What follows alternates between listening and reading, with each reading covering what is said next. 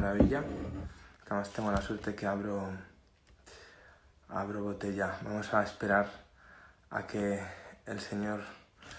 el ilustre don Paco Berciano se conecte por aquí. Hoy estaba a punto de no poner la palmera, pero yo creo que la palmera ya se ha convertido como en una especie de me atrevo a decir, de símbolo de este afinamiento. Entonces no me puedo permitir el lujo de no poner esta palmera. A ver, tenemos por aquí una petición, a ver si es Paco. Aquí está, vamos a por él. Pues conectando, tengo una pila de preguntas. Es que este señor es tan interesante que a mí se me ocurren mil cosas, ¿no? Yo creo que una sesión de Bermú esto necesitaríamos un día entero, ¿no? Sería la vuelta al mundo con Paco Berciano. A ver si se conecta. Pone que se está conectando. Ahí estamos. Intentándolo.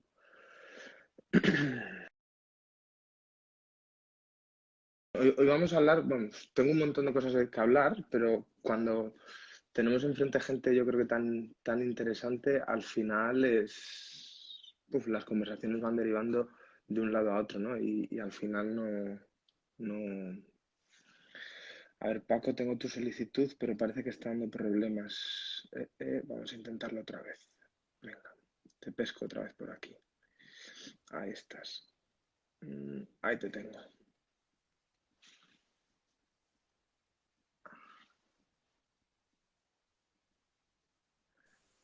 Ahora, Ahí ¿no? estamos. Por fin. Muy buenas, don Paco. ¿Qué tal? Pues muy bien, oye, llevándolo lo mejor posible, haciendo estas cosas que la verdad es que nos entretienen un montón y nos permiten un poquito, pues divulgar y charlar con la gente, y es como nuestra conexión con el mundo exterior, ¿no? O sea, estamos sociabilizando vía Instagram, ¿quién nos lo iba a decir? Sí, la verdad es que sí. Si nos lo cuentan esto hace un mes que un domingo a estas horas íbamos a estar así, flipamos, ¿no? Ya, pero bueno, hay que adaptarse a los tiempos modernos de la Es mejor lo que manera hay. posible. Lo que hay. Oye, en primer lugar, muchas gracias por aceptar la invitación a tomarte este vermut conmigo. Ha sido un placer. Gracias también por lo que estáis haciendo, porque yo sigo y esas catas virtuales, vosotros ya rizáis el rizo, hacéis una multicata con 6 personas y tenéis hasta un moderador. O sea, esto vamos, ni los debates del presidente del gobierno. Entonces, son divertidísimas. Ay, Dios, qué horror. Y nada, y espero que estéis todos bien, sobre todo. O sea, espero que Sí. estéis... La clave es que estamos todos bien. Mira, nosotros, tanto nuestra familia como el equipo, todos estamos bien y eso es la parte que, digamos, nos es interesante. Lo demás es accesorio, ¿no? Eso es la parte interesante. Ya saldremos de ella. Seguramente que en peores plazas hemos toreado, porque tú desde luego habrás toreado en alguna plaza, porque tú no llevas 2 días en el mundo del vino. ¿Cuántos años llevas tú en este circuito? Uf, llevo muchísimos. Ya no sé, fíjate. Yo monté la tienda, la Biblioteca Lagana, en el año 88 con Maribé. Antes había tenido un restaurante de vida corta, pero en el 88 ya monté la tienda con Maribé. Y después, en el año 2000, fue cuando montamos Anda Vinos Únicos, que estábamos Maribé y yo, y Telmo Rodríguez. En el 2005 se incorpora con nosotros César Ruiz y entonces ahí empezamos ya avanzando. Claro, y es que el primer contacto que tuve con vosotros, me acuerdo perfectamente, fue en el año 2009, cuando yo empecé de sumiller en Ramón Freisa, que yo era un bebé, yo iba en pañales. Y vosotros me teníais que ayudar, vamos, y además como nadie. Y yo me acuerdo de un catálogo tuyo que cayó en mis manos que era como una especie de Biblia, era un catálogo negro, pequeñito, y yo cuando leía eso me quedé fascinado. Yo dije, pero esto es una cuna de sabiduría. Entonces digo, joder, a esta gente hay que arrimarse un poco, que seguramente que vamos a aprender algo de ellos. Porque tú, Paco, dices que tuviste un restaurante. O sea, Tuve un tu restaurante vocación de fue un año. hostelero. Sí, bueno, es decir, tuve un restaurante junto con otros socios un año, nada más. Fue un restaurante muy significativo porque abrimos el día de los Santos Inocentes y cerramos el día de Todos los Santos. O sea que fue entre santos y santos. Tú a lo grande, dijiste, nada, entre A lo fechas y grande, a lo fechas. grande.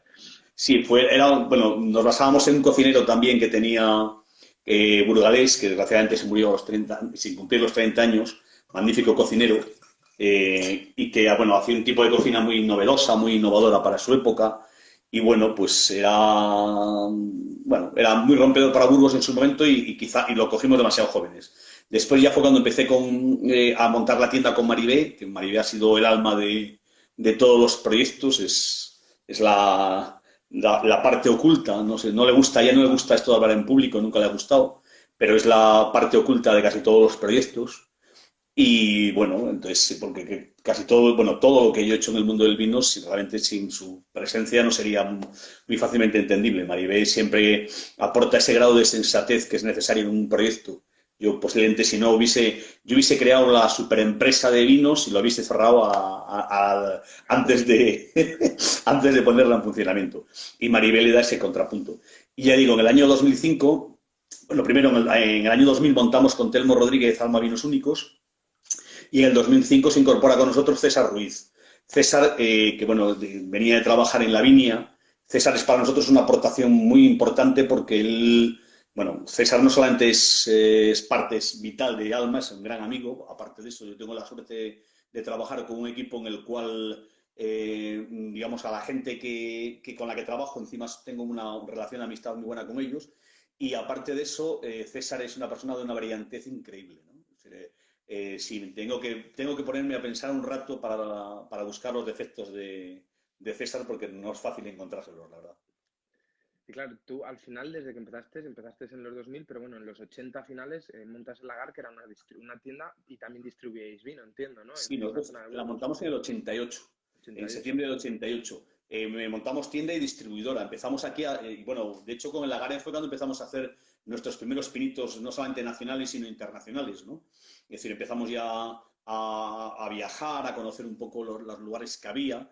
Y entonces, bueno, Maribel y yo íbamos recorriendo. Primero, el primer lugar al que llegamos es a Burdeos, que desde Burgos es un viaje como muy natural, muy fácil, muy sencillo.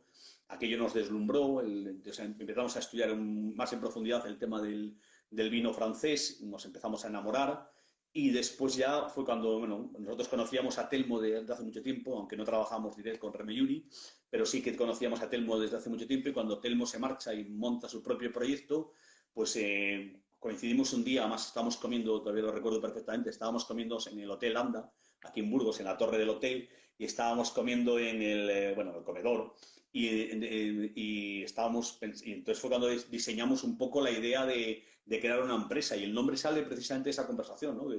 Estábamos buscando una empresa de vinos especiales, únicos, vinos que tuviesen alma, que tuviesen una personalidad y tuvimos la suerte de que Alma Vinos Únicos no estaba registrado en ese momento, cosa que es una suerte que podía haber estado registrado, ¿no? Pero no estaba y fue el nombre que usamos, ¿no? O sea, se puede decir que vosotros fuisteis los primeros distribuidores de Telmo en su proyecto personal, ¿no? Cuando se desvincula de la El proyecto familia. de la compañía somos, es decir, Alma Vinos Únicos, uno de los objetivos con los que nace precisamente es para tener una sociedad de distribución nacional que trabaja a nivel de toda España para distribuir los vinos de Telmo y después otra serie de vinos de pequeños viticultores que nos emocionan o que nos gustan o que nos apetecía tener. Entonces es así que ese es un poco el objetivo con el que nace Alma. Ujú. Pues mira, esto me viene muy bien porque sabes que cada día un invitado deja una pregunta. Entonces te la voy a hacer ya porque me viene ni a pelo. Entonces ayer Diego, desde el restaurante La Lobita, sin saber que hoy iba a ser tú el invitado, lanzó una Sin pregunta. vergüenza. No, pero es una pregunta muy bonita. Fue una pregunta muy bonita que él nos hizo y yo creo que viene muy bien por lo que estás contando, ¿no? De que buscas siempre esos proyectos que te emocionen. Porque la pregunta precisamente era esa, que si alguna vez has conseguido llorar probando un vino o en algún momento en torno al vino.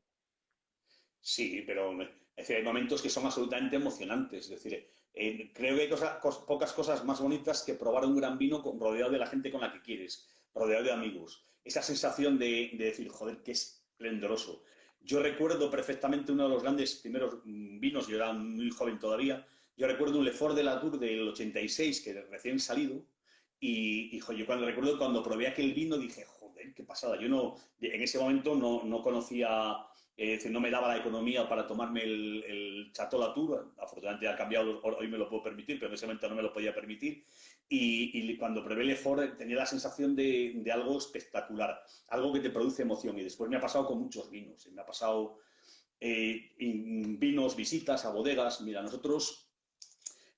momentos que te producen emoción. Nosotros durante muchos años, nosotros vamos 2 o 3 veces a Borgoña y de cada vez que íbamos escribíamos a Logan Ponsó, al Domaine Ponsó, a ver si nos recibía. Y él hacía el silencio administrativo, o sea, pasaba olímpicamente nuestros fabulosos, ¿no? Y así una vez y otra y otra y otra. Y ya, pero ya no, nunca pensábamos que nos iba a recibir, ¿no?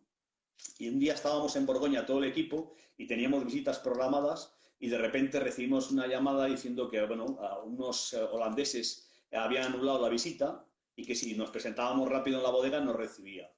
Y bueno, nosotros fuimos todo emocionados después de todo ese tiempo. Lo primero que nos dijo nada más llegar, así muy, muy amable como es él, ¿no? Nos dijo, no tengo nada más que media hora y no os voy a vender vino. Y bueno, entramos. La media hora se prolongó durante una hora y media, 2 horas, 2 horas y media al final duró la visita. Al cabo de una hora descubrimos que hablaba perfectamente español, es decir, él estaba escuchando nuestras conversaciones y lo que nosotros decíamos entre nosotros, pero lo entendía perfectamente. Cuando salimos nos dijo que muy bien, que le había encantado la visita, pero que no nos iba a dar vino. Llegamos a Burgos y a los 3 o 4 días nos recibimos una carta de Logan Ponce diciendo que se lo ha pensado, que nos va a dar una locación y que va a venir a vernos. Bueno, pues esos son de los momentos bonitos. Una bodega por la que has luchado infinidad de años, pues has tenido la oportunidad de repente de llegar a verla en una visita que yo recuerdo como deslumbrante, porque él es, no sé si le conoces a Logan Ponceau, a lo mejor has visto Persona, la ¿no? película, es un personaje. Es un personaje interesantísimo, muy culto y además una visita de la que guardo un recuerdo maravilloso. ¿Has podido volver luego ya como distribuidor y a Sí, más sí, sí. a Además, fondo? ya sabes que Logan Ponceau abandona la bodega familiar y somos los únicos importadores, creo, en su momento inicialmente cuando lo éramos, que tiene el domain y su proyecto personal, porque él tuvo no sé, nos encontramos muy bien después de tantos años, ¿no? Y mira que íbamos con rabia, porque, joder, le habíamos llamado tantas, tantas veces que, bueno, pues eso es lo bonito del mundo del vino. Entonces sí que me ha producido más de un vino, me ha producido emoción, y me sigue produciendo, ¿eh? Hay vinos Qué que de bueno. repente dices, joder, qué pasada, ¿no? Hmm. Oye, hablamos de Borgoña. ¿Te atreves a hablar de Borgoña? Porque yo Borgoña me está pasando una cosa. No sé si es porque estoy madurando, pero cada vez la entiendo menos. Cada vez me cuesta más, sobre todo en tintos. Me parecen vinos que tienen un trasfondo tremendo. Y el problema que estoy teniendo es que yo creo que está habiendo una inflación últimamente tremenda. ¿Qué está pasando en Borgoña, Paco? ¿Por qué Borgoña Borgoña se ha vuelto inaccesible? Borgoña de por sí es muy complicada, no hay que engañarse. Es decir, Borgoña es que tú calculas que una zona que es poco más que la Ribera del Duero, antes eran 100, ahora son 84, pero no solamente eso, sino la diferencia de estilos. Tú, por ejemplo, vas a Burdeos, dices, voy a gastarme 100 euros en un vino. Tú sabes que vas a beber un buen vino y puedes no saber nada. Vas a cualquiera, coges y a voleo y te va a salir un buen vino. No digo que sea un vino excepcional, pero te va a salir un buen vino. En Borgoña tú puedes encontrarte con que has gastado 100 euros y puedes encontrarte una auténtica joya que te emocione y un auténtico petardo que te aburra. Porque esa es la gran contradicción de Borgoña. Por otro lado, Borgoña está viviendo un momento muy complicado, en el sentido de que Borgoña se está jugando su futuro. Es decir, por primera vez, Borgoña, que a lo largo de la historia ha sido capaz de soportar todo, tiene un problema enorme, que es la dichosa ley francesa de herencias, ¿no?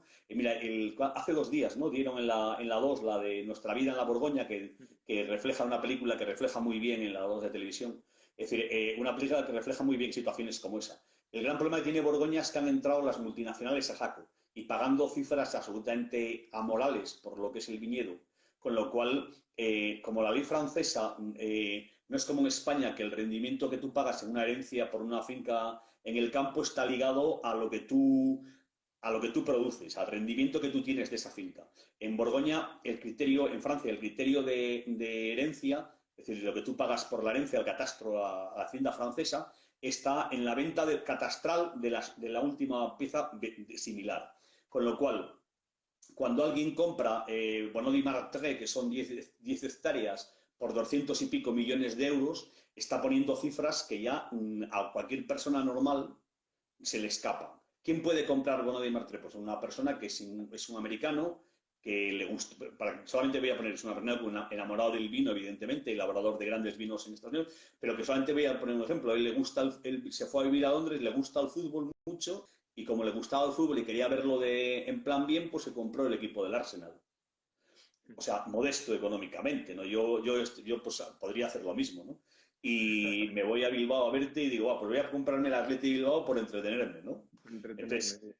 claro, entonces ese es lo que le está pasando a Borgoña. Entonces, el futuro de Borgoña es un futuro incierto, porque puede romperse, porque el gran encanto de Borgoña es que toda esta gente que vemos famosa, que tiene vinos carísimos, en el fondo no dejan de ser agricultores más o menos cultos, más o menos, es decir, más o menos implicados. Hay algunos que trabajan directamente con sus manos, otra gente que tienen gente que hace los trabajos más duros, pero todos están absolutamente implicados en el campo.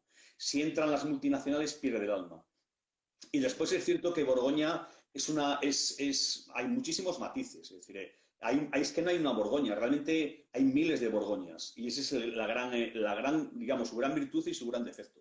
Claro, yo me di cuenta que, sobre todo al cliente final, yo creo que es un factor de riesgo tremendo, ¿no? Y es un riesgo que asumirlo tiene un coste elevado. Entonces, yo cada vez Borgoña voy con más pies de plomo. Eso no sé si me va a ayudar a hilar más fino o alejarme, que es una de las cosas que me da miedo, ¿no? Porque al final, ¿tú crees que esta zona puede caer en el agujero del olvido? O sea, no sé, No. poniendo el ejemplo con Burdeos, Burdeos tuvo su momento, parece que de unos años atrás Burdeos ha estado como un poco, ¿no?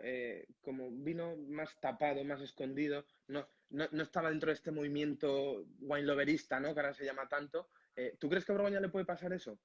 Sí, bueno, puede pasarle, a Burdeos le pasó, de hecho, es decir, Burdeos tuvo una época oscura, es cierto, de la cual está renaciendo. También hay que reconocer una cosa, muchos de los que no, en un momento determinado dejamos de beber Burdeos, volvemos de vez en cuando y nos encontramos en nuestras bodegas botellas viejas. Yo hace poco tiempo abría con unos amigos 95, 94 y 95 de varios chatos importantes. Y joder, descubres que es que los Burdeos con años es una auténtica pasada. Quizá Burdeos junto con Barolo y Rioja sea de las tres grandes zonas que mejor envejecen. En cuanto a la capacidad de envejecimiento de Borgoña es más discutible. Primero porque es muy difícil. Yo he probado en bodegas vinos del 40 y algo, 42 creo recordar que probamos en La Fars, cosas absolutamente deslumbrantes, pero sin embargo es muy difícil después en la práctica poder beberlos en realidad porque casi nadie los comercializa. Comercializa algo Luis Remy porque, bueno, su hija Chantal para poder pagar él era un tío peculiar que guardaba un tercio de su producción y entonces su hija para poder pagar la herencia pues ha tenido que vender parte de esa colección de vinos viejos. Pero realmente es muy difícil encontrar vinos viejos de Borgoña, aunque yo creo que en Borgoña sí que tiene potencial para envejecer bien. Pero sí que es cierto que puede caer en el olvido. Pero Borgoña tiene una virtud respecto a Burdeos. Y mientras, si no la pierde, jamás caerá en el olvido. Es el hecho de que en Burdeos son las multinacionales las que decidían. Y aquí son los viticultores los que deciden. Aquí son gente que tiene. Tú calculas que la mayor parte de la gente de Borgoña no tiene ni siquiera 5 hectáreas de producción, tiene menos de 5 hectáreas. Con lo cual, el 80% me parece que de los domains son menores de 5 hectáreas. Entonces, la gente vive con eso. Entonces, le hace un trabajo lleno de alma, lleno de pasión, lleno de implicación. Lo que pasa es que sí que es cierto que hay que seleccionar. Mira, nosotros, si una cosa hemos hecho, yo creo que bien, fue precisamente eso, ¿no? Fue la capacidad de, de eso, de buscar y seleccionar muy bien el catálogo que tenemos. Tenemos vinos baratos, bueno, baratos entre comillas, porque Borgoña y barato empiezan las dos por B, incluso tienen las tres primeras BOR, pero, bueno, en castellano, si no, las dos en común la BO, pero la B quiere decir solamente la B, pero después barato y Borgoña no van siempre por caminos, mira, por aquí va barato y por aquí va Borgoña, se separan siempre. Pero tenemos vinos asequibles con un buen nivel de calidad. Y después tenemos grandes estrellas. Pero sí que es cierto que Borgoña es todo muy complicado. Tú empiezas a buscar Bachelet, por ejemplo, que es un domain que a mí me gusta mucho y no trabajo, preciso. Tú dices, bueno, es que a mí yo probé un Bachelet que me gustó mucho. Pero ¿tú sabes cuántos Bachelet hay en Borgoña? Pues a lo mejor hay 100 domain que se llaman Bachelet. ¿Cuántos hay en Gevrey y San Bertín? Pues a lo mejor hay 10. Entonces tienes que saberte hasta el nombre, el apellido, el pago. Es complicado, Borgoña es complicada, pero es una pasión. ¿Eh? Y después Borgoña, para entenderlo de verdad hay que pisarlo. Cuando Sí, tú pisas el viñedo, ahí lo entiendes.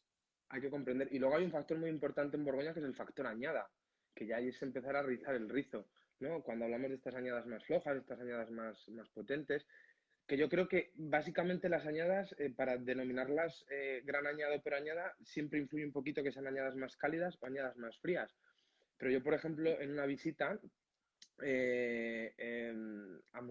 mí Munier me dio un bofetón, porque estamos hablando de añadas cálidas peor, añadas frías mejor, y de repente a ciegas nos sacó una añada cálida, que fue el vino que más nos gustó, y nos dijo, no tenéis ni idea, o sea, esto es una añada Claro, cálida y ahora es cuando hay que beberlo. Claro, pero hay que hacer ya. un seguimiento tremendo.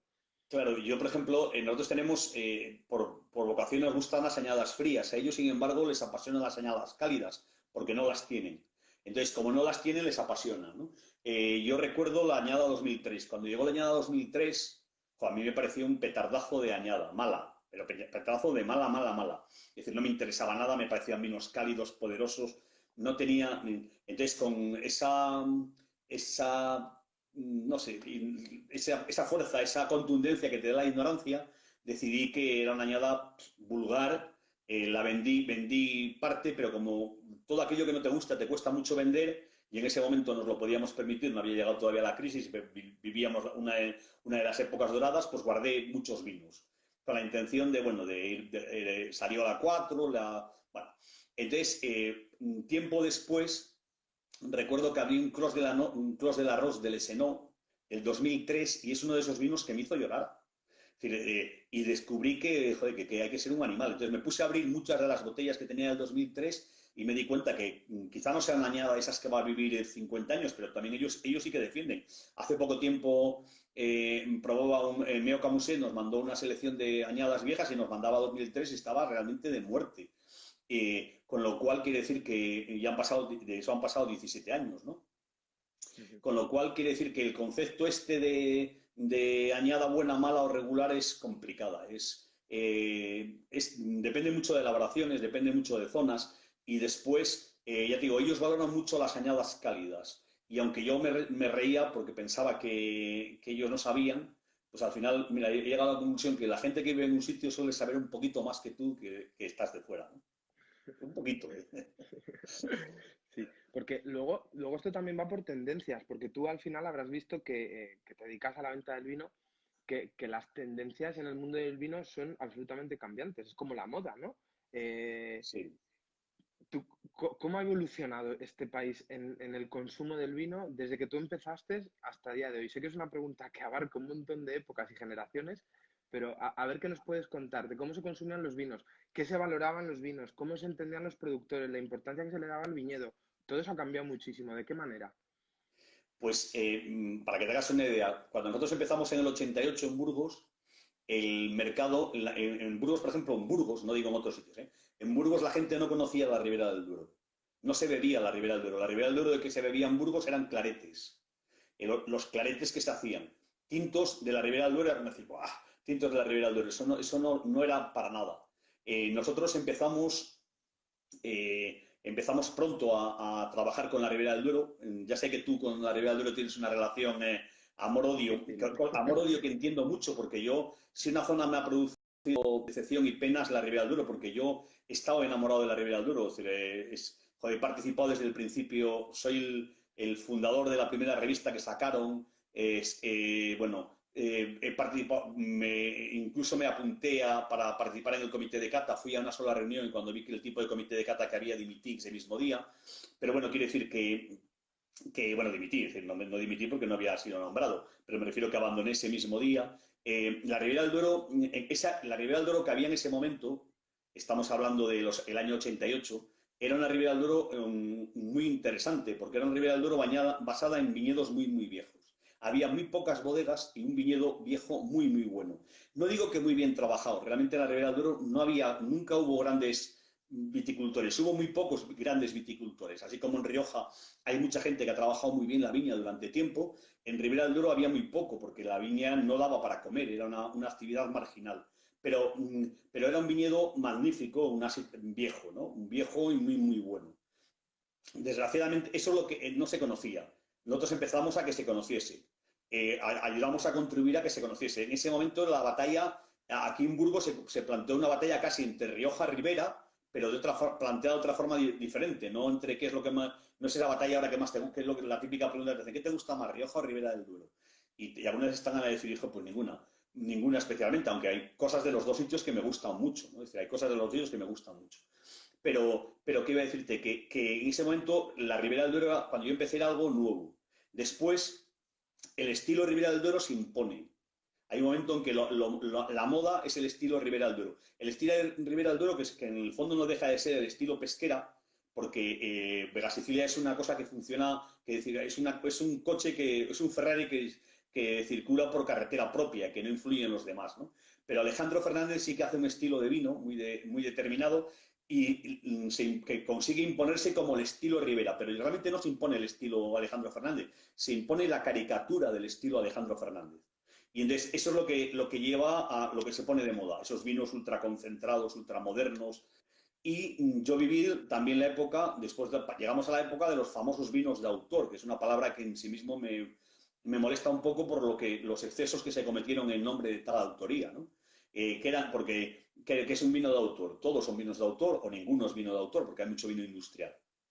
Pero en ese momento se empezaron a poner de moda los vinos ultraconcentrados, es decir, sobremadurados, sobreextraídos y sobrecriados y sobrecobrados.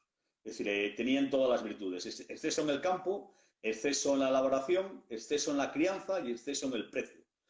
Era la maravilla. Por cierto, también exceso en la botella. La botella tenía que ser contundente y pesada. Tenía que pesar que tú le rompías alguna botella en la cabeza y moría en el momento. Botellas de 3 kilos. Sí, sí, eso fue una de las modas. Hubo un momento en que esa moda me apartó mucho del vino español, yo lo reconozco, ¿no? Me apartó mucho porque me empezaba a aburrir ese estilo de vino, que me da igual probar un vino de Jumilla, que probar un vino de La Mancha, que probar un vino de La Rioja, que probar un vino de Ribera, que probar un vino del Priorato. Parecía que todos los vinos los había hecho la misma persona con la misma fórmula. Es lo que tú decías ayer hablando con Diego, es decir, alguien que llama por teléfono y dice, oye, ¿qué le pongo? ¿Qué hago? Es decir, ¿cómo me lo hago? Bueno, pues la misma fórmula aplicada en el mismo sitio, ¿no? Y, y simplemente, mira, una anécdota solo. Nosotros cuando escribíamos en la revista de la Ribera del Duero, publicábamos un control digamos, de temperatura, de humedad, de lluvias, de horas de sol mensual, que nos proporcionaba lo que ahora es el ITACIL, ¿no? El Instituto de Alimentación de Castilla y León, que no sé, creo que no se llamaba así, pero bueno, es exactamente lo mismo que es ahora, ¿no? Entonces provocábamos, y entonces hubo una gente dentro de la Ribera del Duero que pidieron al Consejo Regulador que eliminásemos eso, porque estábamos dando muchos datos a la competencia porque nos podían copiar. Digo, pero ¿cómo diablos se copia las horas de sol, las horas de lluvia, las horas de helada, la temperatura media? Eso es para que veamos un poco que pensábamos que con una fórmula magistral valía todo, ¿no? Entonces, yo en ese momento me alejé mucho de los vinos españoles, fue cuando llegué cuando me empecé a mirar más en los vinos de Francia, ¿no? Después, mira, con la llegada de César Ruiz en el 2005, César nos descubrió un mundo que para mí en ese momento era nuevo, que eran los tintos gallegos. Y entonces nosotros fuimos la primera empresa que realmente apostó de verdad a nivel nacional por los tintos gallegos, que eran desconocidos hasta incluso en Galicia, ¿no? Sí, Nosotros bueno, y íbamos a día de hoy siguen siendo los grandes desconocidos, yo creo, sobre los todo para grandes el gran desconocidos. consumidor. Sí, sí. Nosotros yo recuerdo una anécdota, estábamos en Monforte de Lemos porque íbamos a visitar la Ribeira Sacra, que íbamos a visitar a Guímaro y Algueira, y entonces estábamos ahí esperando a que nos fuesen a buscar, creo que nos iba a buscar Pedro Guímaro, y estábamos en un lugar que tenía una bodega preciosa y además llena de lo que llamaba él los grandes vinos de España. Cuando nos empezamos a hablar, vio que nos gustaba el vino y que éramos de Burgos, y decía, pero bueno, si vosotros tenéis la Ribera del Duero, ¿a qué venís aquí a probar vinos? Él no entendía que la Ribera Sacra nos iba a proporcionar una serie de placeres que desgraciadamente no teníamos en otros sitios, ¿no? Sí, sí. Al final, fíjate que también es el mundo de tendencias, porque yo creo que esto va muy vinculado, sobre todo a la hora de la restauración, con el tipo de gastronomía que se hace. Claro, Ahora es imposible asumir una botella de Ribera del Duero hipermaduro, hiperconcentrado, extractivo, con una madera súper agresiva en un menú de 20 platos. O sea, es imposible. Punto uno, porque te arrasa la comida. Punto dos, porque te satura, ¿no? Y sales del restaurante queriendo morir, ¿no? Y hoy en día hay una cosa que está clara. El tiempo es un factor humano que hay que respetar mucho. No es solo el tiempo que estás en el restaurante, sino cuando sales del restaurante que no te tengas que ir a echar la siesta, disfruta del día, ¿no? No te voy a obligar a morir claro. en tu cama, ¿no? Eso es muy importante, ¿no? Y yo creo que eso los restaurantes lo tienen que tener mucho en cuenta. Pero esto es una tendencia que tú, ¿por dónde crees que pasa antes? ¿Por el consumidor, que es el que demanda estos vinos, o por el sumiller y la propia gastronomía, que es la que obliga un poquito a que estos vinos se vayan afinando, ¿no? Como se dice ahora, ese momento del fresqueo, que hemos refrescado mucho, que hemos hecho vinos más ágiles, no más simples, ¿eh? Porque tienen complejidad, pero hemos hecho vinos como mucho más bailables, ¿no?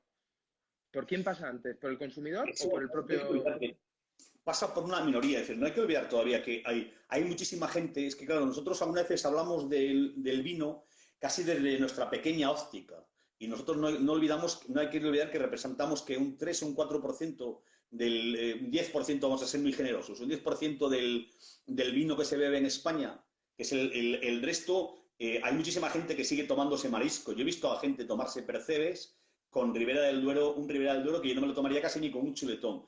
Y tomarse ostras, lo he visto he visto a gente tomarse ostras, que yo creo que es el maridaje, el antimaridaje ostras con un tinto poderoso y tánico, y tan contentos porque lo que querían era un vino, ellos querían un vino bueno. Y para ellos un vino bueno tiene que saber a madera, tablerazo. Es más, ellos decían, oye, a mí dame un vino bueno, pero que tenga madera, que tenga maderazo. Y estaban convencidos de que eso era una gran virtud. Es decir, yo siempre digo una cosa, ¿tú has visto a alguien que tiene un Ferrari y lo tunea? Yo no conozco a ninguno. Tú tuneas y tienes un 600, Por un coche Escort. normal, un Ford Fiesta. Es decir, pero alguien tunea un Ferrari, pero pues lo pasa lo mismo. Si alguien tiene un vino, una uva muy buena, la tunea. Si la tuneas una uva muy buena, eres un animal. Y no tienes ni... Entonces, aquí pasa lo mismo. Pero lo que me preguntabas tú, ¿quién impone la moda? Mira, la moda la impone una minoría y el resto, el resto sigue ese ciclo de moda. Pero algunas veces, claro, hay gente, tú ves bodegas que han pasado de ser los adláteres del vino ultraconcentrado y se han convertido en los adláteres del vino muy fresco, sin ningún reconocimiento de culpabilidad, sin ningún reconocimiento de que era un error y como que es un proceso natural. Bueno, hay gente que va con la moda. Yo creo que es bueno que la gente haga. Yo creo que cada uno tiene que tener muy claro cuál es el estilo de vino que puede hacer en su sitio. Porque una de las. Mira, yo el otro día hablábamos nosotros en la cata, una de las catas que hacíamos, hablábamos de un vino de la zona de Chatenet. Bueno, en concreto es un vino de Pays de Bocuse, pero bueno, es igual. De Vitellegrave.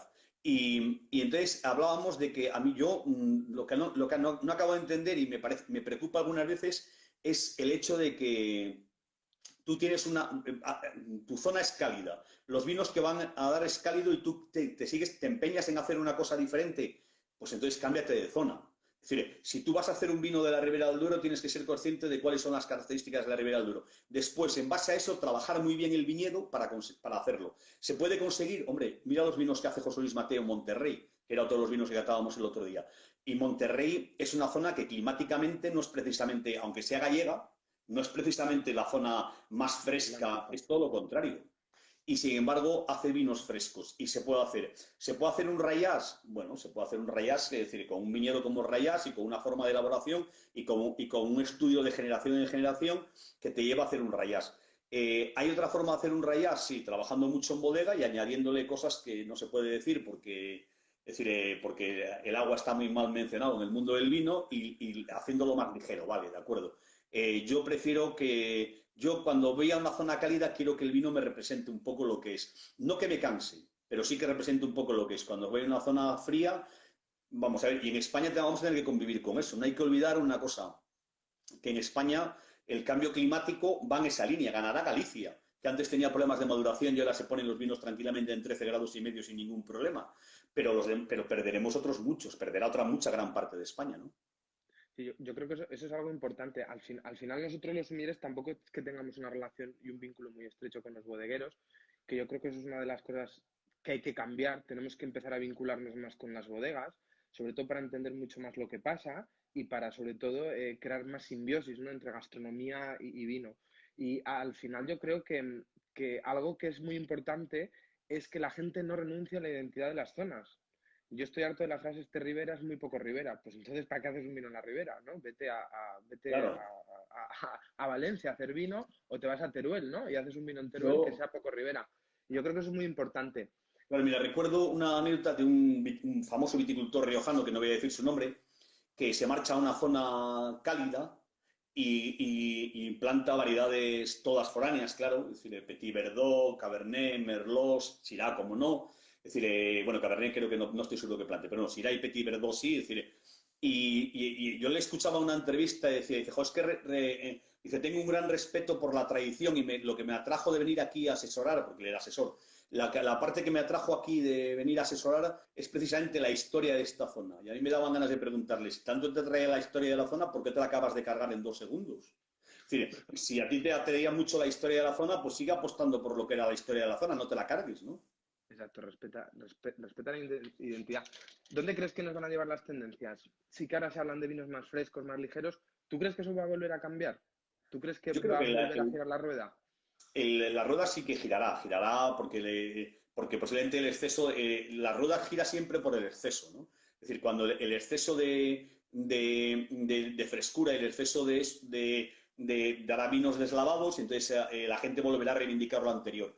Pero yo creo que lo importante no es tanto cuál es la tendencia, sino que cada uno se mantenga en lo que es su tendencia.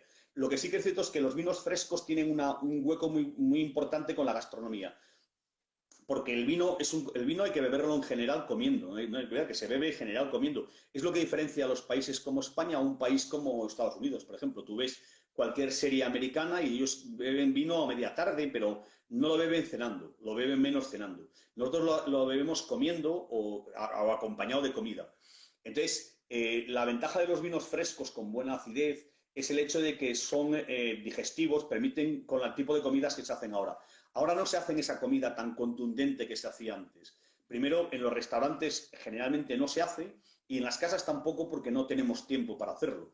Es decir, yo realmente, cuando vas a comer un cocido? Pues cuando te lo hace tu madre. Es decir, nadie dedica 4, 5 o 6 horas a hacer un plato, o muy poca gente lo hace. Entonces, tendemos, y por otro lado, tendemos todos a mirarnos un poco miras hacia abajo, ves la tripita esta y dices, por Dios, ¿cómo me la quito? ¿No? Y os digo por experiencia que no es fácil, ¿no? Entonces, eso favorece también a los vinos frescos. Pero ya te digo, volverá. Porque a mí una cosa que me preocupa ahora, lo que estoy viendo es que ya hay una serie de gente que dice, jo, es que he conseguido un vino muy fresco en una zona muy cálida. Y lo que has conseguido es un vino absolutamente deslavado. Es un vino... hay una parte también que me recuerda que hay con los vinos naturales. Yo defiendo, a mí me parece muy bien el concepto de vinos naturales, me parece genial. Pero el plan fundamental es que en muchas ocasiones es más importante el proceso de elaboración que el lugar de donde vienen. Y a mí me pasa que en muchos vinos naturales sé perfectamente que es un vino natural y no tengo ninguna dificultad para saber que es un vino natural, pero tengo una serie de dificultades para saber qué variedad es y dónde viene. Porque el proceso de elaboración se ha impuesto, es decir, buscando que no se imponga, es decir, bajo el criterio de que no se imponga el proceso de elaboración, se ha impuesto totalmente. Y eso, por ejemplo, sí que me preocupa, en el sentido de que con eso no ganamos, con eso perdemos.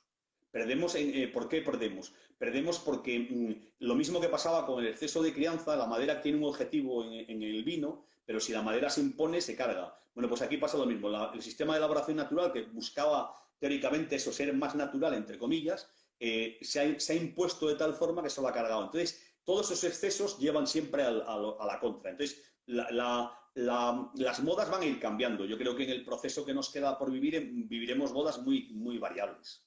Sí, al final lo que dices tú tienes razón. Hay un exceso de poco intervencionismo que yo creo que es igual de grave que el exceso de mucho intervencionismo, ¿no? O sea, hay que buscar Claro. muchas veces ese equilibrio.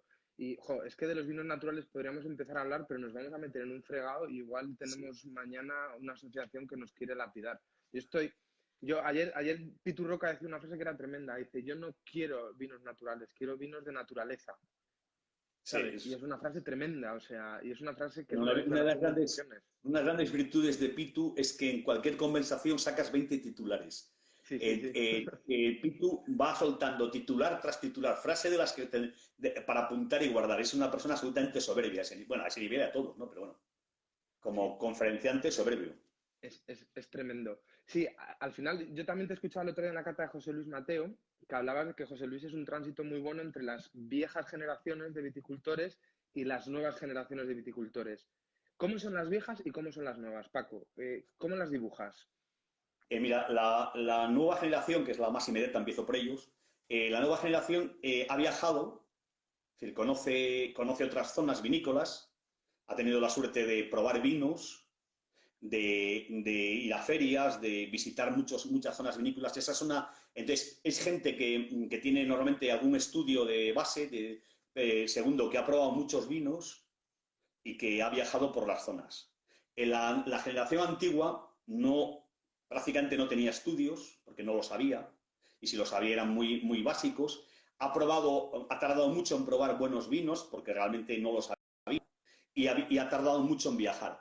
Con lo cual quiere decir que lo antiguo eran autodidactas y iban aprendiendo de lo que, digamos, iban chupando un poco de la herencia de sus antepasados, iban aprendiendo en base a eso. Los ha habido algunos que solamente han chupado y algunos que han chupado y han soltado, es decir, que han sido capaces. Hay algunos que han continuado haciendo lo mismo de sus padres, en muchas ocasiones peor porque les gustaba menos y lo hacían con menos pasión, y otra gente como José Luis y alguno más, en el cual lo que hacían era justamente lo contrario, es decir, no solamente aprendieron, chuparon, sino que fueron mejorando y fueron estudiando. Por eso digo que él es un poco el aldabón de las dos partes. José Luis, que nació en el 68, es un chavalín para mí, yo nací en el 58, o sea, pero que tú en el 68 no habrías ni nacido, me imagino, ¿no? Claro. Yo soy de una añada terrible, que es el 85. O sea, me gasto Eso una vale, cantidad así de... que probabas un pesquero al 85 el otro día con Diego, sí. Que digo que tú imagínate, es decir, José Luis, las dificultades que tenía para hacerlo. Yo, por ejemplo, cuando la gente me dice, ¿tú qué estudios tienes en el mundo del vino? Digo, ¿yo qué estudios tengo en el mundo del vino? Ninguno. Es decir, aquí solamente en ese momento en España solamente había un estudio técnico para hacer enología. Yo no soy enólogo, además yo nunca he querido hacer vino. Una cosa que siempre he tenido muy clara es que yo no quería hacer vino. Primero porque yo respeto mucha gente que lo hace, ¿no? César, que trabaja conmigo, hace algún vino magnífico, pero César es una persona muy especial. Pero yo nunca me he considerado capacitado para hacer un gran vino y no me conformaría con poner en mi nombre a un vino normal.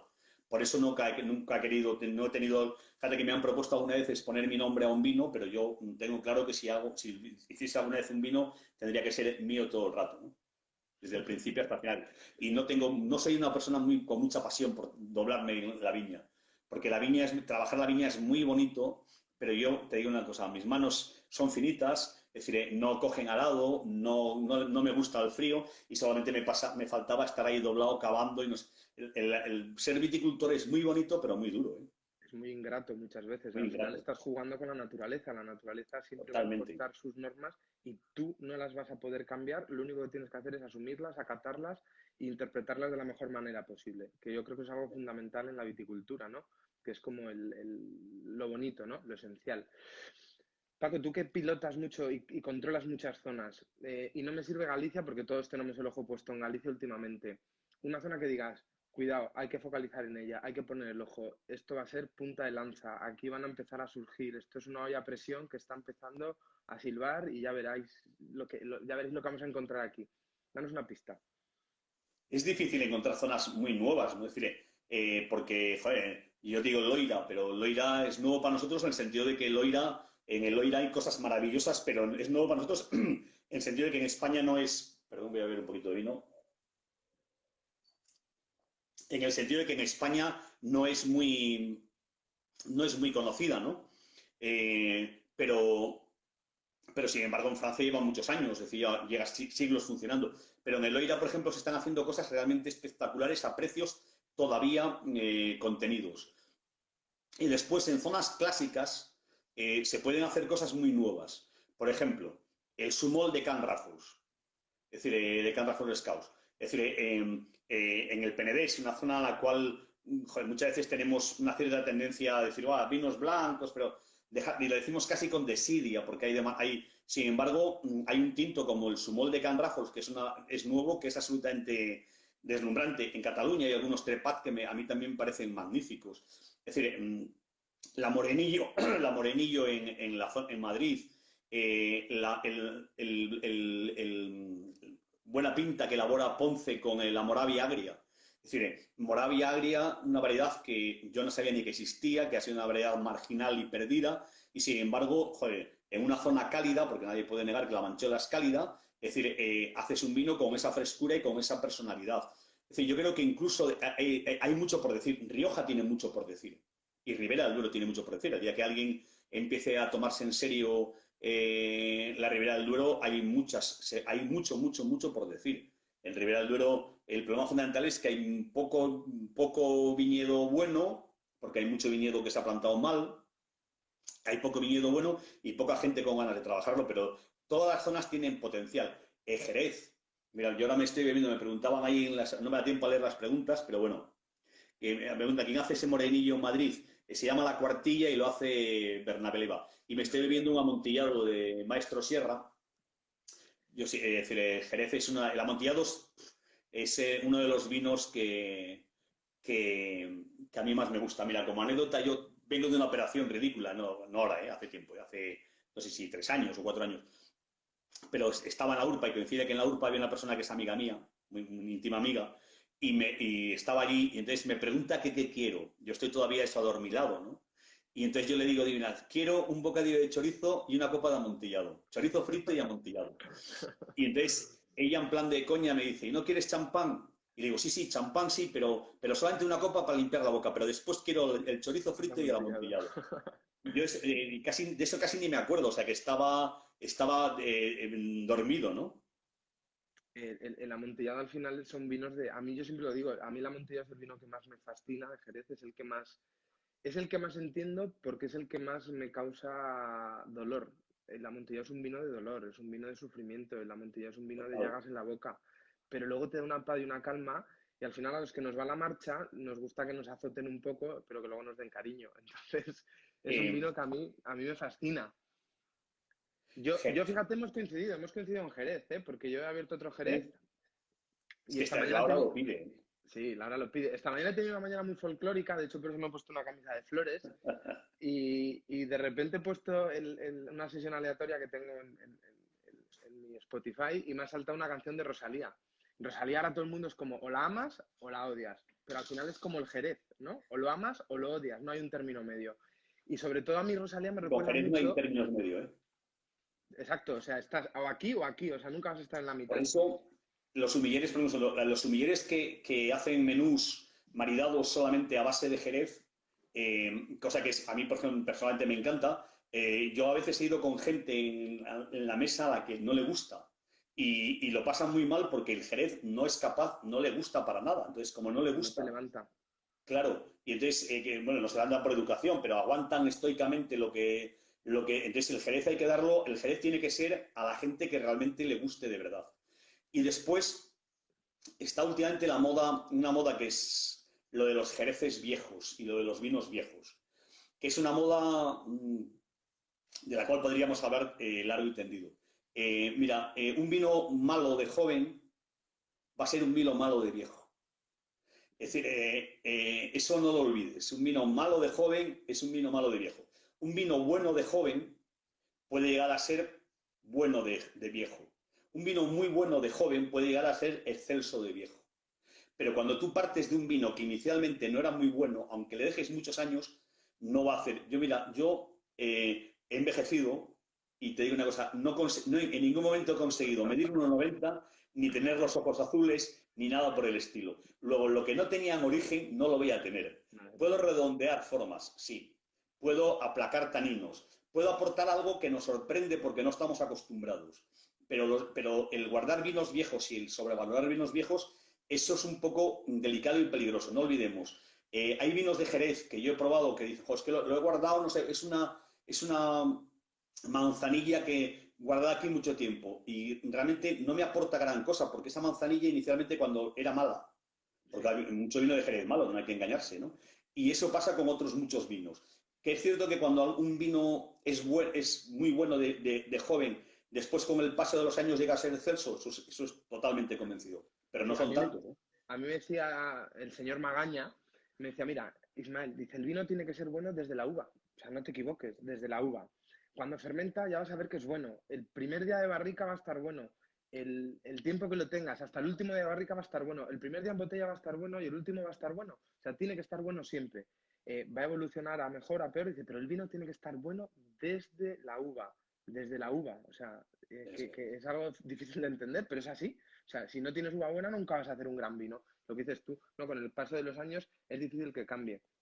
Pues a mí me ha pasado una cosa que hoy, como te decía, sonaba esa canción de Rosalía, que es una gran incomprendida, Y me recordaba mucho una persona que, del flamenco mucho, que yo me he hartado de escuchar porque mi padre era un fanático. De hecho, a mi padre los amigos de juventud le llaman el calorro porque le encantaba Camarón.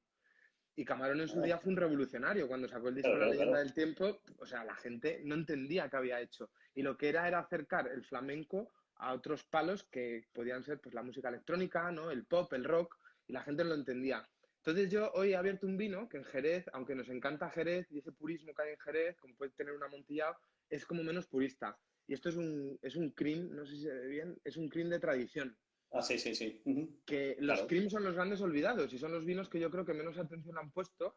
Y a mí me parece, fíjate, un muy buen acercamiento al mundo del Jerez, ¿no? Porque es ese carácter un poquito más amable, pero en este caso es un cream de 20 años, una principal base de oloroso, menos Pedro Ximénez, más joven, como muy, muy rotundo. Y para el aperitivo a mí es un vino que me fascina, que me fascina. Y en general los cream me están dando unas sorpresas tremendas y yo creo que a la gente es muy fácil engancharle con los cream, ¿no? En el mundo del Jerez, y que despierte un poquito el germen dentro de su Claro, es cuerpo. que el dulzor, que ahora que los vinos tengan un poquito de dulzor, que ahora está como muy olvidado. A mí me encanta una clasificación de Jerez, que son los amorosos. Es que a mí te ofrecen un vino y dices, ¿quieres un amoroso? ¿Cómo no vas a querer un amoroso? Por Dios, es imposible. Si no quieres un Es que amoroso, no. eres un desabrigo, que dirían ahí. Eso está claro. Pero que da muchísimo. El azúcar, un poquito de azúcar da mucho juego y tú eres un fanático de los Riesling y tú sabes que los grandes Riesling llevan un poquito de azúcar para neutralizar esa acidez tan extrema y hacer que se puedan beber ahora, ¿no? Pero sí que es cierto que el azúcar sirve para acercarse. Y yo creo que es un error eliminar vinos, porque en vinos como el Crin, los amorosos, o vinos más sencillos, o formas de acercar a la gente al vino. Porque tú lo primero que tienes que hacer con la gente, dale un moscatel y seguro que le gusta más que si le das un amontillado. Y lo primero que tenemos que conseguir es que a la gente le guste el vino. Los primeros vinos que gustan a la gente no son los grandes vinos, porque los grandes vinos requieren complejidad. Dale cosas sencillas. Hablabas ayer del calimocho. Ojalá bienvenido sea el calimocho y bienvenido sea el calimocho y bienvenido sea cualquier tipo de mezcla en la cual alguien juegue con el vino y alguien pruebe vino. Yo los primeros vinos que bebí no eran vinos de Borgoña, ni de Burdeos, ni de Ribera del Duero, ni de Rioja. Eran rancios, que aquí en Burgos se bebían rancios rancios del Priorat, se supone que eran del Priorato, antes no decíamos Priorat, Dios mío, yo nací en el pleno franquismo para decir el Priorat, perdón. Es decir, como eso era casi delito, ¿no? Pero eran vinos dulces, con un componente dulce, que yo lo bebía o me bebía una jarra y llegaba a casa más contento que unas castañuelas. La clave primero es que se beba vino y tenemos que fomentar que la gente no se acerque al vino con miedo, se acerque al vino para disfrutar. Algunas veces nosotros, incluso la gente que trabajamos en el mundo del vino, la gente que opina sobre el vino, alejamos a la gente con comentarios complicados. Tú coges un vino y esto me huele a no sé qué, a no sé cuál, a no sé qué, no sé cuál, chun, chun. Me huele a tantas cosas que al final parece que estamos haciendo un examen. La clave fundamental es que tú te lo pases bien, que tú lo disfrutes, porque el vino esencialmente es una bebida para ser disfrutada. Y eso es el elemento clave que tenemos que transmitir. Yo creo que la labor de un sumiller es que todo sea placentero.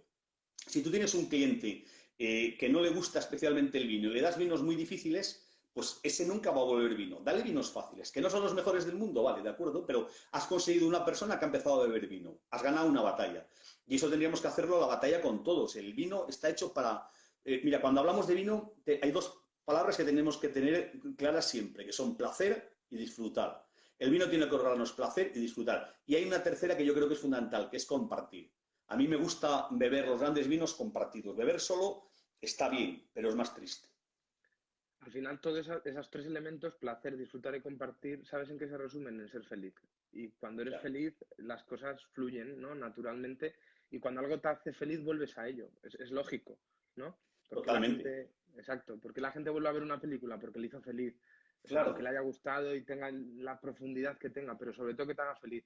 Y a veces es tan Yo difícil hacer ayer, feliz a fíjate, la gente. estaba como todo el mundo y ponía una película que yo creo que he visto en estos días dos veces. Creo que se titula La felicidad nunca viene sola. Es una comedia francesa divertidísima. Bueno, creo que es francesa. Bueno, trabaja Sophie Marceau, que ya solamente por ver a Sophie Marceau, en mi caso merece la pena, ¿no? No en todos los casos de Ismael, pero en mi caso merece la pena. Y entonces, bueno, es lo que decías tú, ¿por qué porque, joder, hay momentos que me apetece reírme, me apetece disfrutar y no quiero más. Bueno, aquí pasa exactamente lo mismo. Beber para disfrutar, beber para pasárnoslo bien. Y, y después lo decías tú antes de los sumilleres y conocer las zonas. Los concursos de sumilleres inciden mucho en la cata, en que catar es muy importante, el adivinar la zona. O a mí me gustaría que se incidiese mucho más en quiénes son, en el conocimiento de las zonas. No tanto la cata, que eso está bien, me parece positivo, pero sobre todo joder, que la gente tuviese que conocer las zonas, que viajar a las zonas, conocer a los productores. Ese tipo de cosas son fundamentales, porque tú cuando conoces el productor y conoces la zona, eres capaz de transmitir mucho mejor la pasión del vino que si analizas solamente. Tú, si conoces muy bien la zona y conoces a la persona, si tú has estado con José Luis Mateo, que hablábamos antes, o has estado con Telmo y Telmo te ha enseñado las beatas y tú has visto las beatas y tú a alguien le pone las beatas, si tienes un cliente que pueda pagarlo y tienes la suerte de tener una botella, si tú estás allí y se la pones, tú eres capaz de transmitirle exactamente lo que son las beatas, el lugar donde está, cómo se creó, todo el trabajo. Lo mismo pasa con la Romanée Conti o con el viñedo más modesto. Que no tiene por ser grandes viñedos ni vinos caros. Y eso es fundamental. Y eso es una cosa que yo creo que los sumilleres hacen todavía demasiado poco. Nos centramos demasiado en estudiar y en catar, y catar y catar y catar, y yo creo que la clave del mundo del vino sigue siendo viajar, viajar, probar y viajar, viajar. Hay que dibujar historias, hay que dibujar paisajes en la copa cuando se sirve, para que la gente contextualice. Yo soy un catador nefasto, pero es que no me esfuerzo en catar También, bien, ¿eh? porque es algo que me aburre mucho tener que describir un vino organolépticamente, me satura y me crea un caos mental tremendo. Entonces yo cuando tengo un vino lo que tengo que saber es quién lo ha hecho, por qué lo ha hecho, qué hay, dónde viene, cómo es el clima. Y eso me parece fundamental, ¿no? Que seamos capaces de dibujar historias y paisajes en una copa, porque al final, yo haciendo una prueba, haciendo una cata descriptiva del wine set de un vino, en una cata en el Ingavi, Ah, y al final de la cata, los chicos tenían que decir qué vino era. Es que nadie sabía el vino que era. Nadie claro. sabía el vino que era. Sin embargo, tú cuando vinculas historias, vinculas lugares, vinculas cultura en un vino, pues eso te conecta, eso te llega. De más o menos manera, pero te llega. Y ese vino se convierte como algo único. ¿Por qué? Porque le das alma, ¿no? Lo, Hay lo, un, lo, hay lo un triunfo dotas. del modelo anglosajón de acercarse al vino que es muy diferente del modelo francés de acercarse, la forma de acercarse al vino. Y está triunfando el modelo anglosajón, pero yo creo que triunfa esencialmente por una razón, porque da un título. Los ingleses que son muy buenos en comercio, son los grandes comerciantes del vino, y no lo digo en sentido peyorativo, digo, son los grandes comerciantes del vino, y no es poco. Los ingleses tienen el lujo son los descubridores de tres de los cinco grandes vinos, es decir, Oporto, Jerez y Champán no sería lo que es sin ellos, es solamente eso, ¿no? Es decir, y Burdeos fue durante muchos años territorio inglés. Entonces, quiere decir que son grandes comerciantes. Y como grandes comerciantes han sabido darle ese punto de comercio vital. Pero no hay que olvidar que el Master Wine y todos los sucedáneos del Master Wine, que ahora están de moda porque muy poca gente aspira a ser Master Wine, porque es un examen complicadísimo, difícil y que requiere mucho esfuerzo. Pero todo eso, es una forma inicialmente concebida como una forma de vender el vino, es un proceso de venta del vino. Entonces yo, por ejemplo, cuando veo los cursos estos del wine set y todo esto, el acercamiento que ellos tienen al vino, el acercamiento que ellos tienen al vino no es mi acercamiento al vino, no es el mío. Es decir, yo lo respeto mucho, pero a mí no me interesa, a mí me aburre. A mí me aburre toda esa fórmula. Y desde luego, porque es una forma de ver árboles, pero a mí me gusta ver bosque. Es decir, yo me parece primero que me Perdona gusta ver que bosque. te interrumpa. Igual se corta, si se corta, reconectamos y rematamos la conversación, porque está súper interesante y la Perfecto. gente está diciendo que no se corte. ¿Sabes? Porque yo creo que esto te deja solo una hora, entonces igual se nos corta. Sí, sí, creo Sí, que dejo una hora, solo sí. sí decías que Pero nos volvemos a conectar. Yo he aprendido porque he tenido que llamar a un sobrino mío que trabaja con nosotros que me asesorase porque yo soy muy nulo en esto de redes sociales y de todo este tipo de cosas. Soy un aprendiz, ¿no? Es decir,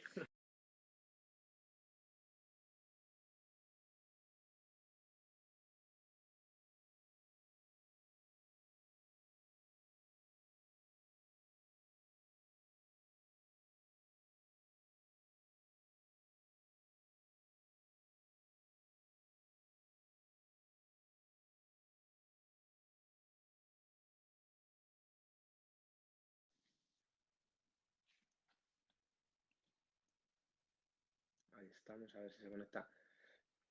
Está conectando. Joder, la conversación es que se ha cortado en el momento más álgido y más interesante, ¿no? Hablando de cómo concebir y cómo divulgar, sobre todo. Que yo creo que eso es algo súper importante, ¿no? Eh, Cómo se divulgan los vinos. Es fundamental. A ver, parece que no se conecta.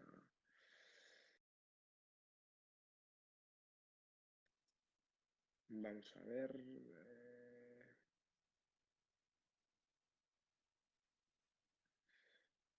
Estamos aquí. Voy a buscar a Paco. Uf, vamos a ver si está por aquí. Ahí va.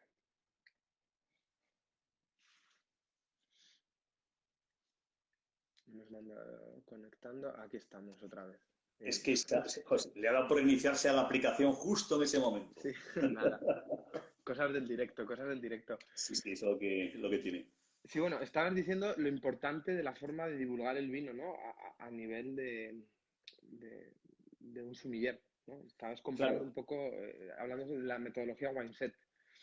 Que a mí, por ejemplo, ese estilo, ya digo, esa forma de acercamiento a mí, a mí personalmente no me interesa. Yo sé que hay gente y que hay gente que es muy buena, ¿no? Es decir, hay gente que es muy buena en magníficos catadores, es decir, los hay. Es decir,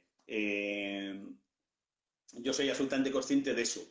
También soy absolutamente consciente que yo soy un catador muy mediocre. Es decir, en mi equipo hay gente que cata infinitamente mejor que yo. Es decir, Ruiz es un gran catador. Nacho Jiménez es un catador magnífico. Pero son dos magníficos catadores. Hay más también, pero por poner ellos, por simplificar con esos dos. Por ejemplo, la nariz que tiene Maribé es una nariz privilegiada. Es decir, su capacidad de determinar aromas. Yo, la mía, la mayor parte del tiempo está medio atascada, con lo cual no es muy buena.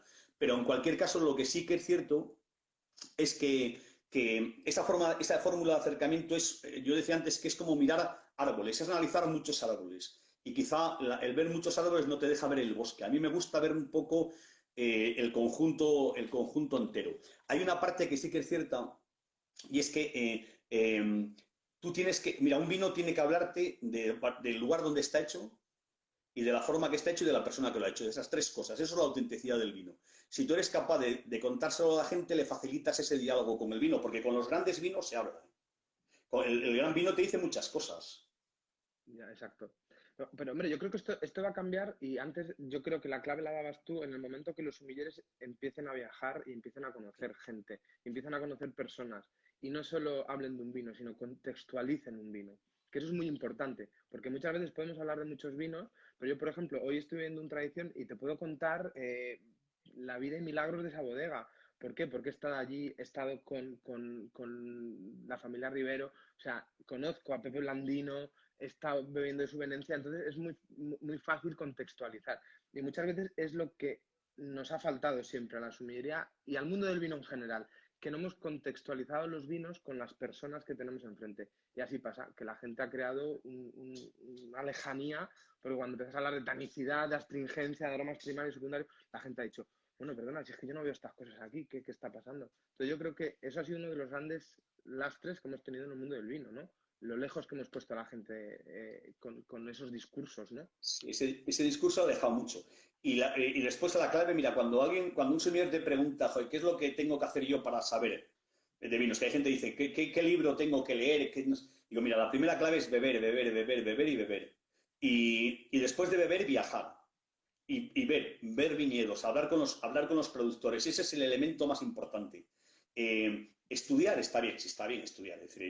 Yo cuando me formé, no, es que yo nací en una época en que no tenía para estudiar, es decir, no sabía dónde estudiar ni qué estudiar.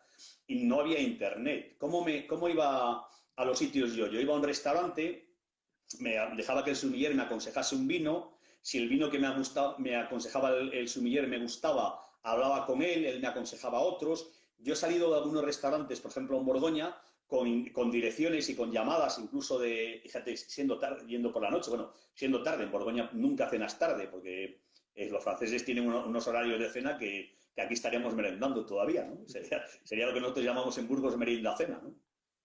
y tú salías ya con citas para el día siguiente, para ir a visitar bodegas con las que después hemos trabajado. Era la única forma, es decir, recomendaciones, ibas a una tienda, veías una tienda y decías, esta tienda tiene vinos que a mí me gustan, y buscabas otras.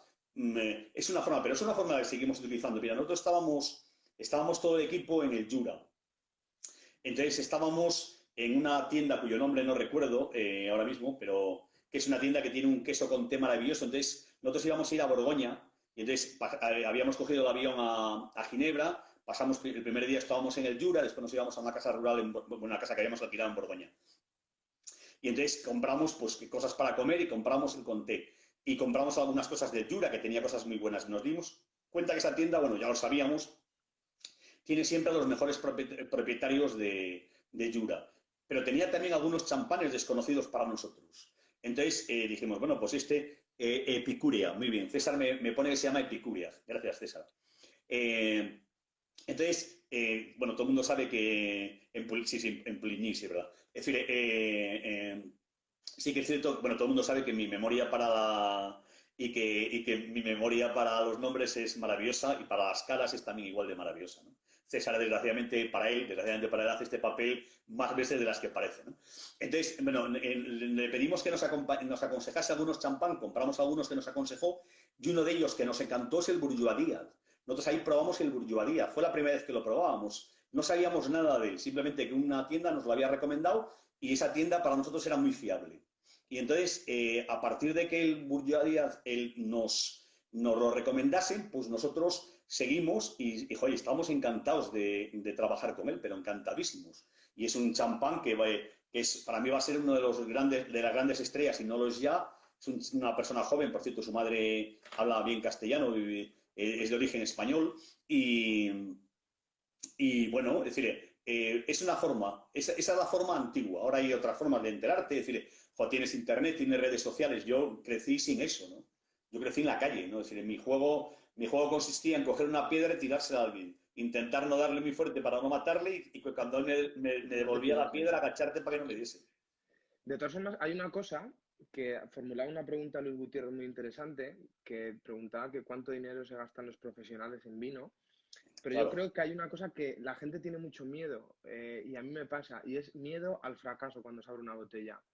Y esto yo pongo un ejemplo muy claro con el fútbol. ¿Cuántas veces tú has comprado una entrada para ir a ver un Madrid-Barça y el partido ha sido una puñetera mierda? Y no pasa nada, vas a volver a ir a ver el Madrid-Barça o el partido que sea. No pasa nada, hay que perder el miedo al fracaso. Se pueden abrir muchas botellas que no te van a gustar o que no estén en su momento, o que digas tú, pues vaya, tenía unas expectativas altísimas y se han caído. Pero es que es la única manera de saber. Yo siempre digo, hay que perder el miedo al fracaso, hay que abrir vino, hay que abrir. Yo cada vez pruebo más vinos que me emocionan menos. O sea, quiero decir, con el tiempo me estoy dando cuenta de que cada vez que abro un vino hay muchos más vinos que no me encajan que me encajan. Pero sigo abriendo vinos, porque me encanta, claro. porque de cada botella sale un aprendizaje. Y hay que abrir botellas, es que es la única forma, hay que abrir botellas. Yo el otro día decía, yo tengo en casa una cava con 350 botellas de vino, o sea, y las abro y las voy reponiendo. O sea, tengo la suerte que compro bien al restaurante, entonces, bueno, tengo una posición un poco más privilegiada, pero oye, alguna ventaja tiene que tener el sumiller, ¿no? Y Fíjate, puedo me comprar pasa cosas interesantes. a mí me pasa lo contrario, yo tengo un problema, que es decir, mis vinos están en nuestro almacén, que está climatizado, y aquí en casa tengo prácticamente muy poquitas cosas, porque en Burgos es una ciudad pequeñita, que yo almacén tardo 10 minutos, con lo cual, y allí lo tengo mejor. Pero lo que decías tú, el miedo al fracaso, sí. Y a la pregunta de Luis, ese es uno de los grandes problemas. Uno de los grandes problemas que hay en España realmente es ese. Es decir, desde el punto de vista personal, muy pocos sumilleres se gastan dinero de verdad en el vino, dinero para ellos. Muy pocos profesionales en general, muy pocos periodistas compran vino, beben lo que les regalan, muy pocos, muy pocos, muy pocos, y tan pocos que si dijese los dedos de esta mano, me sobraban de estos 5 dedos que tengo, me sobraban, pues no sé, a lo mejor 4. Y por cierto, Luis es uno de ellos. Y no es porque hacerle la pelota, sino simplemente por justicia, ¿eh? Y lo fue antes y después. Es decir, yo no siempre coincido con los criterios de Luis. En muchas ocasiones no coincido para nada. Pero sin embargo, es una cosa que le reconozco, es indiscutible, es que es una persona que le gusta el vino y que se gasta dinero en beber. Y nosotros, tendríamos que tener, todas las distribuidoras tendríamos que tener una amplia lista de profesionales, de sumilleres profesionales que de forma particular le comprasen vino. Yo creo que desgraciadamente no se hace eso demasiado. En Burgos hay una asociación de sumilleres que funciona de una forma muy especial y que de hecho en Castilla y León gana casi siempre y en España ha ganado más de una vez para un lugar como Burgos. Pero ¿qué tienen de virtud? Que se llevan muy bien y se juntan y, y beben mucho vino. Se catan y beben, porque el elemento clave es eso, que catan y beben vino. Yo he estado algunas veces con ellos y he estado algunas veces después de sus reuniones de cata. El elemento clave es beber vinos. Es que no hay, para aprender de vinos es beber vinos, es que no hay otro elemento. Es decir, ¿tú cuándo vas a saber que un jamón es bueno y malo? Cuando has probado muchos jamones. Si no pruebas nunca jamón, puedes leerte todas las teorías, ¿no? Pero nunca vas a saber cuando un jamón realmente es espectacular. Y hay que abrir jamones que están mal, o sea, y hay que abrir botellas que Claro, no te, que, bueno, no que estén mal, sino que sinceramente pues no encajen dentro de tu criterio y no pasa nada, no oye, es tu estilo de vino. Tú pero tienes un claro, lo vas estilo a de vino. saber. A mí te gusta mucho la acidez, a mí personalmente también. Pero yo convivo con gente que la acidez no le gusta tanto. Perfecto, cada uno tiene un estilo. Pero es dificilísimo encontrar un vino que sea tan malo, tan malo, tan malo que tengas que echarlo. Hombre, hay algunos, ¿no? Pero bueno, es decir, hay algunos que sí que tienes que echarlos, ¿no? Que no, decir, sinceramente, decir, mira, yo esto no lo voy a ver. Vinos, estamos hablando de no vinos industriales, es decir, hay un concepto de vino industrial que yo creo que hay que separar siempre. El vino industrial es un vino que puede estar correctamente hecho, pero a mí no me interesa. Porque no me interesa porque no tiene alma. Y a mí me interesan los vinos que tengan alma, aunque tengan defectos, ¿eh? Pero yo los vinos industriales los respeto y además me parece muy bien que haya, me parece fenomenal que haya y ojalá fuesen cada vez mejores y todo eso me parece muy bien. Pero lo único que tengo claro es que no es mi estilo de vino. Pero dentro de toda esa parte de vino artesano, llamémosle de alguna forma, por ponerle un nombre, o vino manual, o llámalo como quieras, ¿no? Es decir, esos vinos con alma, es dificilísimo que un vino no te... ¿Hay vinos que no te gustan? Sí. ¿Hay vinos que no es tu estilo? Claro, yo he bebido vinos que no son mi estilo. Ayer no, el viernes contaba la anécdota de nuestro viaje cuando César y yo nos fuimos un domingo a Châtenay-Paz, que bueno, como toda la gente sepa que estaba en Francia, un domingo por la noche en Francia, y en un pueblo como Chatenez, está las calles a A rebosar de gente. muerte. Es decir, hay miles y miles y miles. Y está todo el mundo tomando vinos, hablando unos con otros.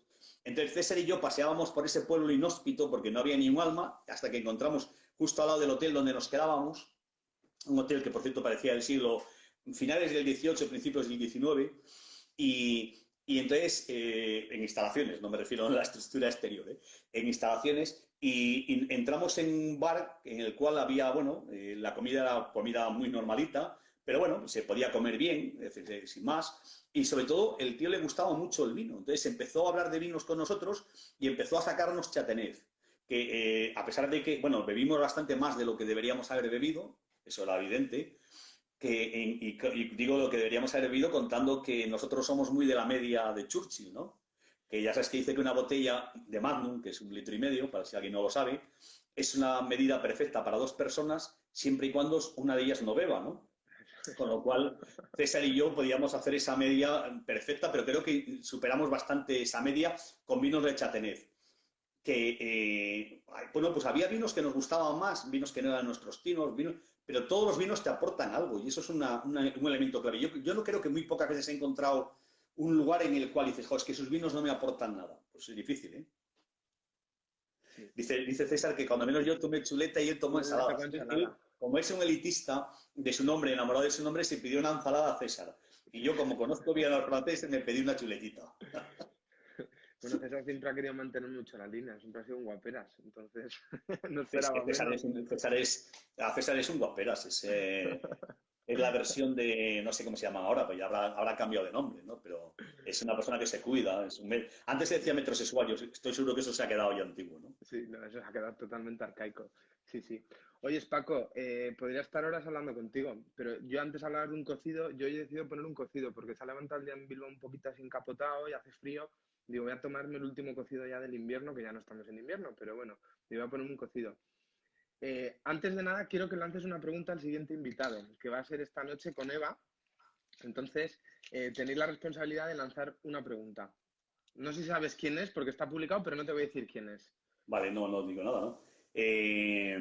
Pues, ¿qué factores? Bueno, pero solamente con que me digas, ¿es humiller o es elaborador o va más en Es elaborador, venga, te doy la pista de que es un elaborador? elaborador. Vale. ¿Cuál es el factor de esa línea? ¿Cuál es el factor, en qué orden de prioridad pondría él cada uno de los factores? El suelo, el clima, incluido el hombre. Es decir, ¿cuál es para él el factor, en qué orden? ¿Cómo ordenaría él de mayor a menor importancia? Vale. Es una pregunta jodida, ¿eh? De mayor a menor importancia los diferentes factores que intervienen en la calidad de un vino.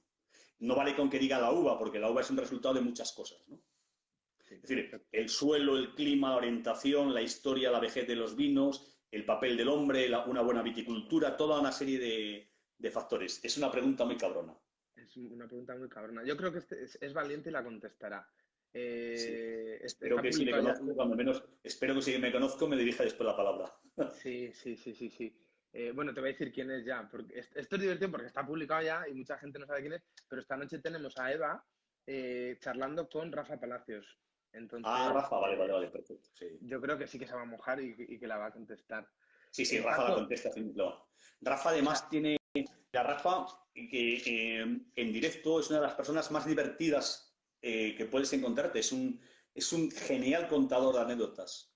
Si os da tiempo que os cuente alguna de sus anécdotas en su encierro de Sigüenza, creo recordar, y os reiréis un rato largo.